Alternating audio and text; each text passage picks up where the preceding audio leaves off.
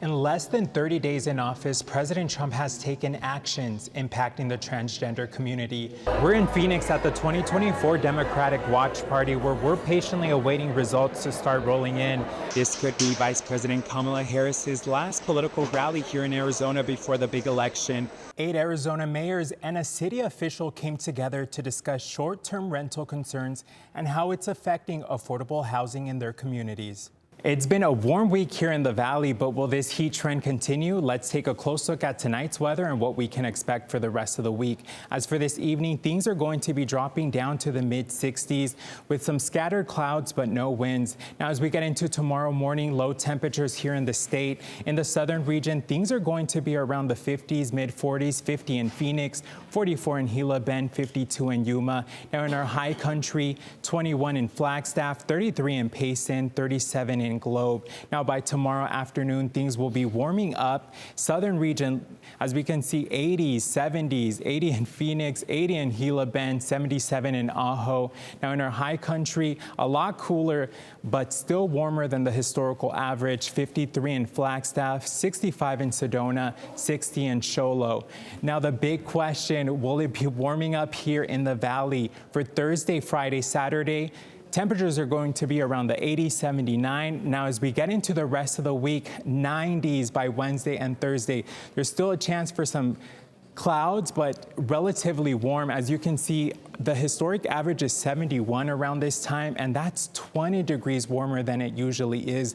Now, if you're going to the farmer's market, hiking, you can definitely ditch the sweater, but make sure you bring some water and some SPF, because things are warming up. From the Cronkite Weather Center, I'm Isaias Soto. While many cities thrive on tourism, vacation rentals have been one of the major factors driving up house prices. This proved to be a roadblock to attracting professionals essential to thriving economies, said officials at the Mayor's Forum. People that accept positions in Lake Havasu City, and then they look for housing and they have to rescind their acceptance of the offer. Sedona Mayor Scott Jablow says since the increase of short-term rentals, it's been difficult to get healthcare workers to move to northern Arizona cities. This has been an ongoing issue for Northern Arizona Healthcare's efforts to recruit physicians, nurses, and other allied health professionals to its facilities. Some have to commute more than an hour because of housing. The U.S. Department of Housing and Urban Development defines affordable housing as housing that costs no more than 30% of a household's gross income. Meanwhile, the average home price in Sedona is around $900,000, according to Zillow. Sedona and Prescott mayors also highlighted that their school districts are seeing a decline in enrollment due to housing affordability. The Prescott Unified School District partnered with the city of Prescott and, using federal funds, created housing for teachers and first responders. We'll build 6 small homes, 900 square feet, on the back corner of one of our elementary school lots that had just been gravel, not used, and it's turned out to be great. First responders and their families live in 2 of those homes, and the remaining 4 houses are for new teachers in the district. In a small house in Phoenix, dozens gathered to discuss the executive orders placed by President Trump concerning transgender and migrant communities. Transqueer Pueblo put together an informational meeting to educate the community on how to navigate these new policies.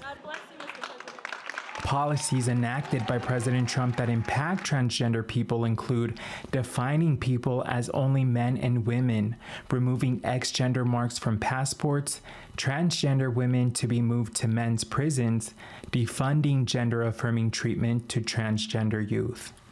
Aaron Castillo, health justice coordinator for the organization, shared how the nonprofit's clinic has prepared themselves from the beginning in 2015 by being independently funded. Our solution as a migrant community of color, we know that we have never have been sitting waiting for the government to take care of ourselves. We know that we have always exist, and we know for sure the message is that we're here we exist every day, and not by just taking away care doesn't mean that we're not existing. Trans Queer Pueblo does not provide gender-affirming treatment to youth under 19, but other health organizations like Phoenix Children's Hospital have decided to end gender-affirming treatment to stay compliant with federal laws. In a letter to parents, PCH said that they're indefinitely pausing gender-affirming medical care, specifically puberty blocking and gender-affirming hormonal therapy.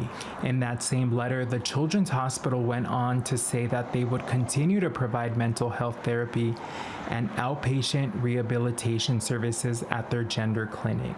Trans Queer Pueblo continues to remain resilient during the changes affecting their community and reminds people that the transgender community will always exist no matter the obstacles. Taking away trans healthcare is not going to take away our existence.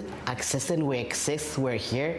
And also I want people to know that there's trans folks that don't even care hormone treatment. Someone can be trans without even having any changes in their body. It's just about existing and about the world knowing that we are here.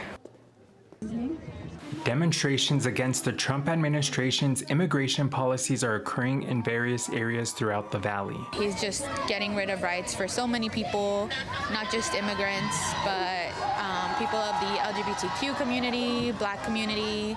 Arizona DEA said on Sunday that it's working with the Department of Justice and Department of Homeland Security with immigration efforts, according to a post on X. Several advocacy groups in Phoenix say they're creating a defense network to protect undocumented people against ICE raids. Dona Tierra, a community group based in Phoenix, held a meeting with other advocacy groups in the valley to generate ideas on how to provide assistance and education against the immigration policies. Other community groups like Puente Arizona are creating a hotline to report ICE activity, as well as providing educational training on how to handle a possible visit by ICE agents. What works is we want folks to, if they do see something, some type of activity with any undercover law enforcement or any law enforcement, that they can contact us. They can send us a picture, they can send us details, and we want to be able to verify the information versus just putting it on social media and creating that panic. ACLU Arizona released a guide on their website on what to do in case you're approached by an immigration agent. Stay calm. Don't run, argue, resist, or obstruct the officer. Keep your hands where police can see them. Don't lie about your status or provide false documents. At this time, activists are recommending people to remain calm and stay informed. Everything is really scary right now. I know that. It's happening very quickly as well. But I think that people shouldn't burn out. I know I do that sometimes when I hear a lot of what's going on.